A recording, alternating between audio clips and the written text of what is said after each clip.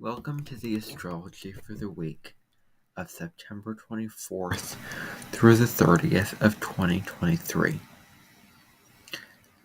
So, for this particular week, we have a lot of things going on, and in this video, I want to unpack and break down all of these astrological events. Now, before I do that, I do want to encourage you to do a couple of things. First off, subscribe to this channel because I want this content that I produce on astrology and spirituality to get out to the masses so that more people can discover it and jump on board with all of the knowledge and insights and messages that I have to share and give. So I'd really appreciate it if you would contribute to the channel, like the video so that it gets out into the YouTube algorithm, so that more people can see it. You could share it with friends that you would think would find meaning and interest in this information. And also, comment down below on what your astrological experience of what all this information ties into your life is.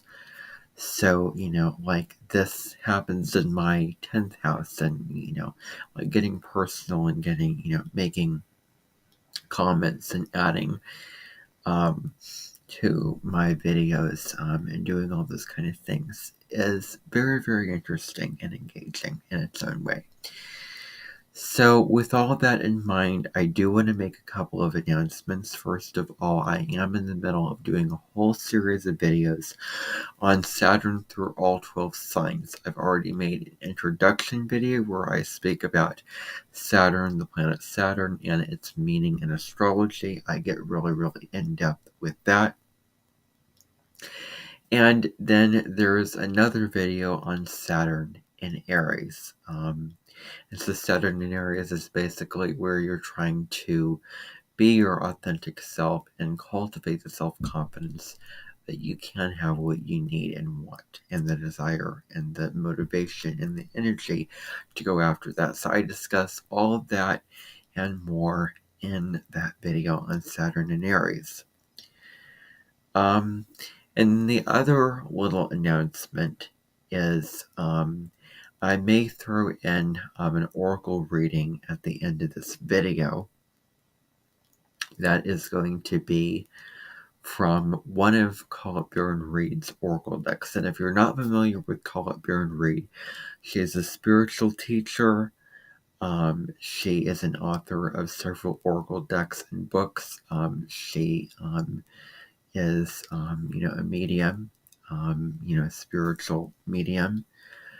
Founder of Oracle School, her school where she teaches people, how to use Oracle cards for self-empowerment and spiritual growth.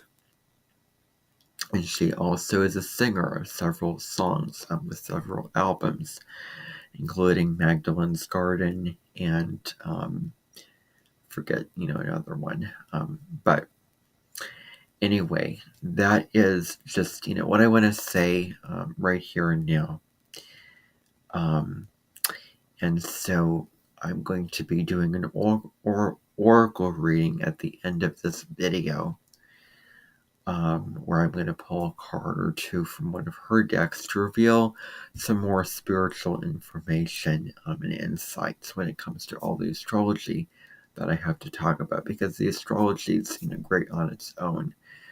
But I want there to be substantial meaning that is prescriptive, that you can take what the meaning of the oracle card is. Oh, this is what I should think about, or this is what I should do or consider or be aware of during this particular time, and making it simple, not an oracle card for every single astrological event that I'm going to talk about.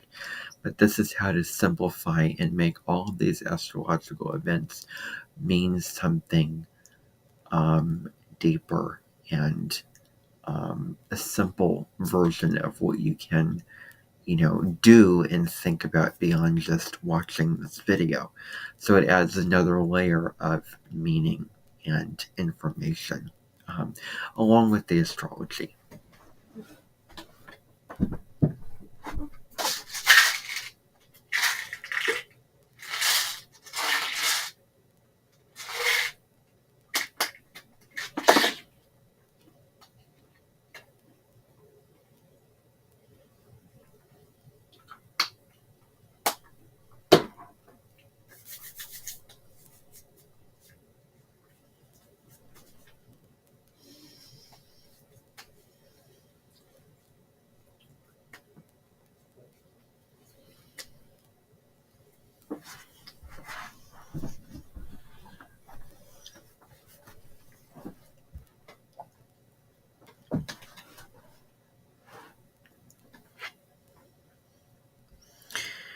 So now let us get into this week's astrology. So on September 24th, which is Sunday, and that reminds me, another announcement is on Sunday, not only am I going to be publishing a video on Saturn in the sign of Taurus, but I am also going to be going live for an autumn equinox celebration. I'll put the link for that below in the description, where you can turn on your notification bell for a live event where I talk about the spiritual, astrological, and astronomical meaning and significations of the autumn equinox. And then I'll also maybe do an oracle reading for the fall of 2023 and do meditations and things like that. So that's what I will be doing on, I think it's Sunday that I'm going to be doing that. I have to check my schedule because I wrote it all down. I made a whole schedule of videos I'm going to film and all those kind of things like that. So I will check. But be sure that you hit the bell if you want to be a part of that. But so anyway, September 24th, Venus sextile Mars. I was about to say a square, but no, it's a sextile. And so this particular energy is great for romance and socializing, meeting new people, getting out there, being very open socially.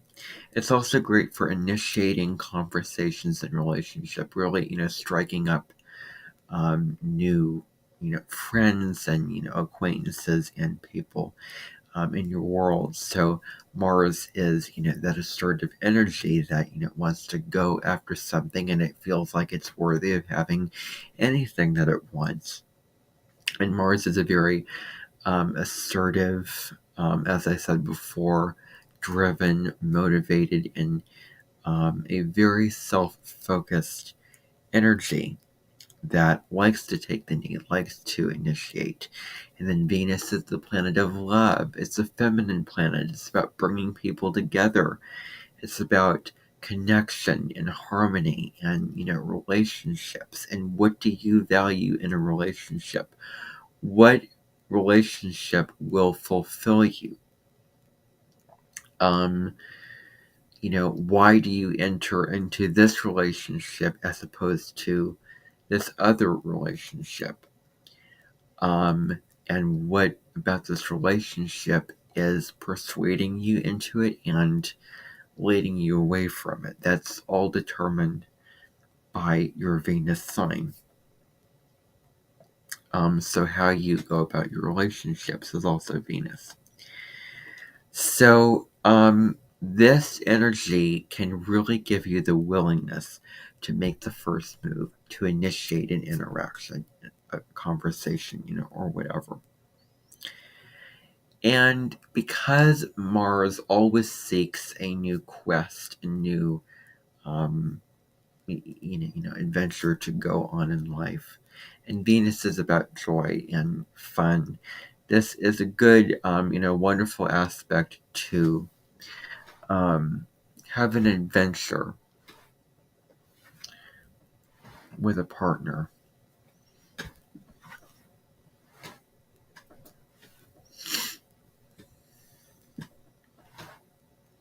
This is a good time to have an adventure with a partner, to go and do something, whatever that may be. Maybe it's, to the museum, or maybe it's, hiking in a park, or playing a board game, or just watching a movie. Whatever adventure that it is, Mars is all about the adventure, wants excitement and stimulation, and it wants to feel. Mars is an energy that really wants to feel alive. And what kinds of things can we experience and enjoy in our physical body, in our physical space? And then Venus is, joy and pleasure. So we can do something which is very active and very fun-loving with somebody else. And so, whatever it is, and sharing this adventure, sharing these experiences with another. So maybe the relationship needs to be spiced up, or maybe, the two of you need more freedom to bond, or there needs to be more fun things added into your schedule, whatever it is. So this is also an energy that we're going to be experiencing, which can give us a great invitation to chase our creative visions and passions, and to have the willingness and determination to go after those passions, go after those desires, and make all of our ideas and all of our, desires a reality. So Mars loves the chase. Mars wants to just go at something with all its strength and stamina, and it won't stop until it arrives there. And Venus is, what you find beautiful again. So there may be a more sensual and sensory-oriented appetite towards various forms of pleasure, such as eating. Sex is another thing. This is a very, like a sex style. Venus and Mars are having sex in a way. So this is great energy for sex, especially sensual, very sensual kind of sex, or great for getting a massage, and those kind of things. And just going at something in a pleasurable way that is also daring, determined, bold, and assertive, and doing something that is in alignment with your values in a very daring, courageous, straightforward, focused, and strong way. And so this also makes for productive energy when it comes to smoothing over the rough edges in relationship. So if there's anyone that hurt you, anyone that wronged you in the past, or or did wrong to you, or did this thing that you don't like, or said this thing to somebody that you didn't approve of, or whatever it may be, whatever they did wrong. Maybe they said something that you took as an offense. Maybe they, did something, whatever it is. This transit is great for drawing the olive branch, making amends if you need to, having a conversation with this other person, and forgiving the other person for what they did. And forgiving is really about us releasing a wound or hurt and moving on from that. So if there are any rough patches or difficulties or negatives, or someone's driven the wedge, and if there's any obstacles in those relationships, this can be great energy for harmonizing and connecting with that person, and reaching across the aisle to them and wanting to connect with them in a greater way. So asserting yourself, especially in relationships, is a big thing. And so there's just an overall desire to get out there, to have these experiences, to meet new people. Venus is direct now, so now, Venus is out of retrograde, so we've done the reflection on what we love and, what we adore and how we want to be treated in our relationships when it comes to our creative desires, and when it comes to us feeling like we are adored and allowed to shine as our unique, inspired, and authentic selves. So, moving on to September 25th. Mercury is in trine with Jupiter. Now, this is the third of 3 trines that Mercury is going to make with Jupiter. So it started with a trine when Mercury was in the pre-shadow, when it traveled from 8 degrees of Virgo. It started on, around August 3rd when it hit 8 degrees of Virgo. And then on August 23rd, it slowed down in the sky, and it stood still for some time and stationed to go backwards at 21 degrees of Virgo. And then it moved backwards, and then it had a second trine with Jupiter in the sign of Taurus. Mercury is in Virgo, Jupiter is in Taurus. They're both earth signs. And then Mercury went direct on September 15th. And then now we have the final trine between Mercury and Jupiter. So Mercury is the planet of communication. It is the intellectual and agile mind. It is Mercury, in its essence, is the data collector. It seeks to gather up so much information, and it's about the day-to-day mind and the rational, logical mind, and tuning into the details of the information in your day-to-day life. So Mercury is about learning. It corresponds to the 3rd house, which deals with grade school, which pertains to grades 1 through 12. Mercury rules, the 3rd house also corresponds to siblings, short distance travel, communication, the intellect. And so Mercury rules both Gemini and Virgo. So Mercury is retrograding in one of its home signs. So Mercury is, the lower mind, and then Jupiter is the higher mind. Jupiter is about, it rules over higher learning, higher education.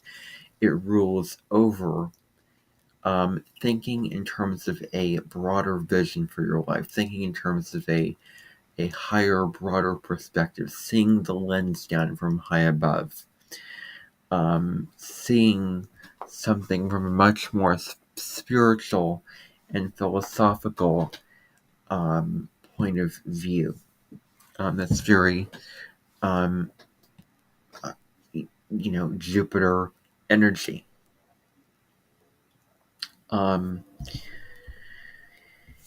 And so